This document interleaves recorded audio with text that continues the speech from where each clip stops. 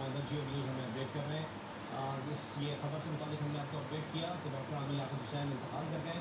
Doctor Aamir Liaquat Hussain का इनकी लाश का पोस्टमार्टम किया जाएगा, जिसके बाद ही वजूहात का तयन किया जा सकेगा। फ़हीम सिद्दीकी हमारे साथ टेलीफोन लाइन में मौजूद है। फ़हीम, कुछ मज़ीद इत्तलात मौसूल हो सकती है? फहीम सिद्दीकी साहब से भी हम रब्ता करने की कोशिश करते हैं। रुकने कौमी असम्बली आमिर लियाकत हुसैन इंतकाल कर गए। आमिर लियाकत हुसैन को तशवीशनाक हालत में अस्पताल मुंतकिल किया गया था। ज़राए के मुताबिक आमिर लियाकत हुसैन के कमरे का दरवाज़ा बंद था, जिसे घर के मुलाजिम कई देर से खटखटा रहे थे और मुलाजिम कमरे में पहुंचा तो तकलीफ में थे डॉक्टर आमिर लियाकत हुसैन। नुमाइंदा जियो न्यूज़ काशिफ मुश्ताक हमारे साथ मौजूद है। काशिफ, अब कंफर्मेशन हो गई है अस्पताल ज़राए से इस खबर की, कब तक पोस्टमार्टम कर लिया जाएगा डॉक्टर आमिर का?